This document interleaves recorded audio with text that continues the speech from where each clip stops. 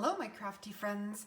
Today I am back with the rest of my February 2021 paper pumpkin alternate cards. Loved working with this paper pumpkin kit. I love the stamp set that came included in the kit. And while the kit came with enough supplies to make 9 cards, 3 each of 3 different designs, I ended up with 14. Today I am sharing my final 6 cards, but I will link below my first YouTube video and also the blog link where I have 3 additional alternate cards. So starting off, you know I had to make a slimline card.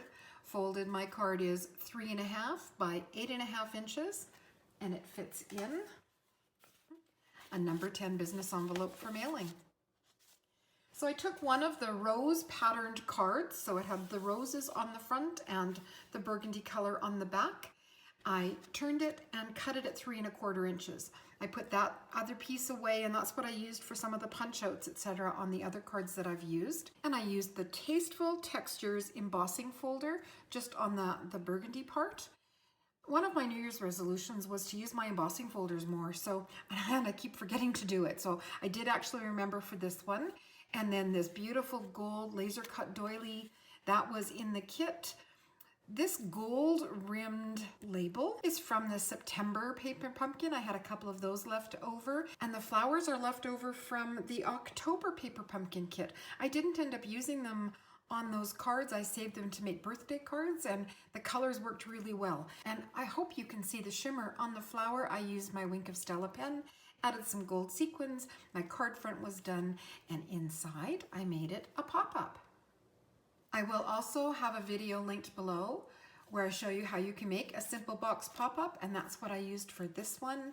Added 2 more of the flowers. This is a stamp from Poppy Stamps, and the flowers came with the paper pumpkin kit. And then this is a scrap of the patterned paper.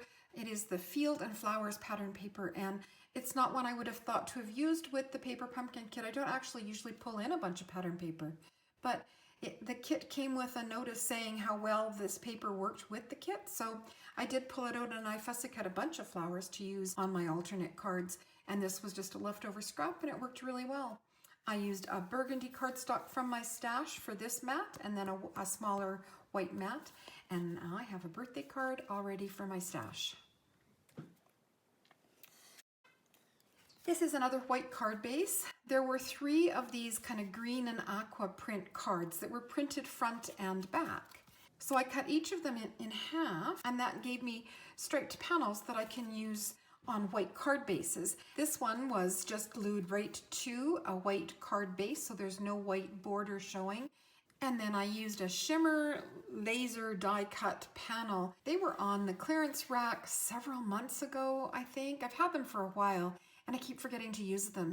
And when they caught my eye as I was working on my cards, I thought, oh, I'll try one. So I did fussy cut this one from, it's a 12 by 12 sheet, and then one of the borders, I inked these borders with my Tailored Expressions blending brushes and some aqua ink from Catherine Pooler.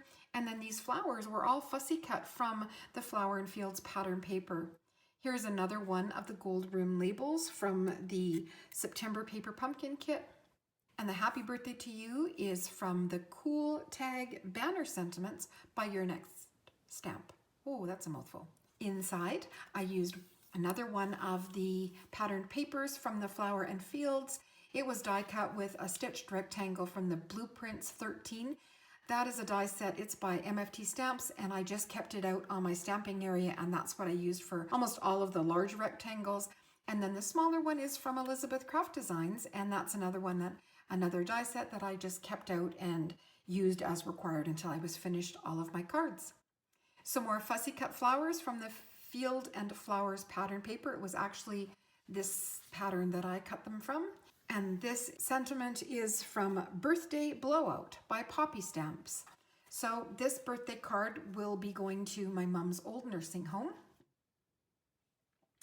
And then I wanted to make an Easter card. Another one of the card bases that was cut apart, and this one was trimmed down with a stitched rectangle from the Blueprints 13 die set.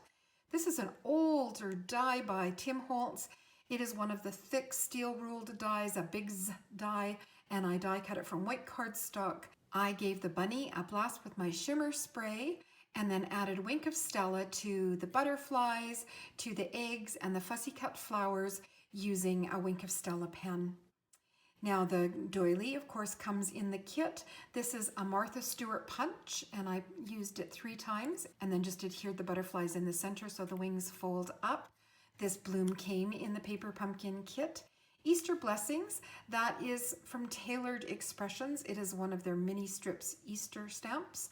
A scrap of the burgundy cardstock, some fussy cut flowers, and these 2 eggs are from Karen Burniston's Easter Charms. So there's actually 3 eggs in there. And on any of the charms that had a hanging hole, I simply snipped that off with scissors and then did some outlining with a gold gel pen. I was really happy with the way that turned out. This is a card that I will be sending out now. The inside is a little over the top, but that's because I generally send pop-ups or interactive cards to friends and family. So to just send a card that's blank inside, they would think maybe I made a mistake. So I did finish off the inside using a panel of the Field and Flowers pattern paper that was die cut with the stitched rectangles from Blueprints 13. This is one of the Elizabeth Craft Designs rectangles. And then more of the Easter charms. The bunny comes in the Easter charms.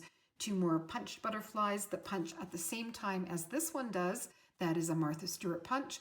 And the Happy Easter is included in Karen Burniston's Easter Charms. Room to sign our name here. It is decorated quite a bit, but certainly no more than it would if it was a pop-up inside.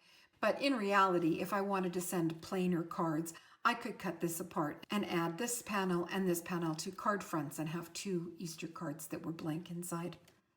However, I'll be sending it like that to some of our family. Now the next one, this used the last of the coordinating envelopes. And I used the bouquet stamp. It is such a pretty stamp that's included in the Paper Pumpkin kit.